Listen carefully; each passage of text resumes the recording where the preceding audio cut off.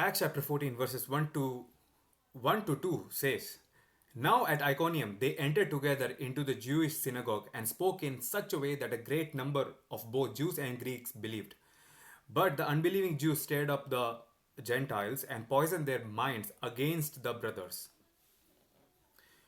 My mentor, he coined this phrase, as far as I know. He said about untested friends, and that um, struck me because a lot of us, I think most of the people, are hanging out with friends who are untested. This means that you don't know if they are going to stand up for you if there was an incident.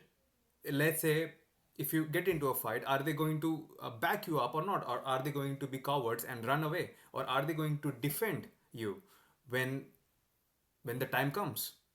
I think a lot of people understand that a lot of their so-called friends, not everyone, but most of them, they wouldn't back them up, and they just most of the people are just afraid to be alone, and they are willing to take the risk of hanging out with friends who are untested, who know, who won't back them up if things go wrong.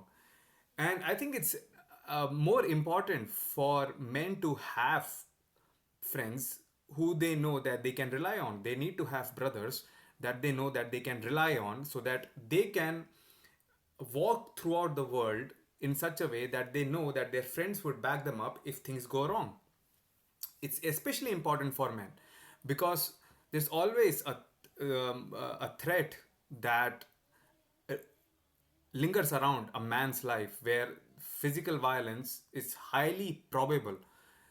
There is a chance, always, it depends on what part of the world you belong to and how the laws are there. So it is much more important to one's own life to hang out with friends who are tested, who they know, who you know that you can rely on. And if the time comes as such that they need you, you need them to back you up, they will. Otherwise, it is equivalent to risking your own life if you are hanging out with untested friends. And some people have the sunk cost fallacy. They think that, okay, I've been with this guy or I've been friends with this group for 10 years, and somehow this will work out. But it is never too late to start again if you think that you could have better friends who would align more with your values and principles. And that's much better, and it's much less risky in the long term. Acts chapter 14, verses 1 to 2 says, Now at Iconium they entered together into the Jewish synagogue and spoke in such a way that a great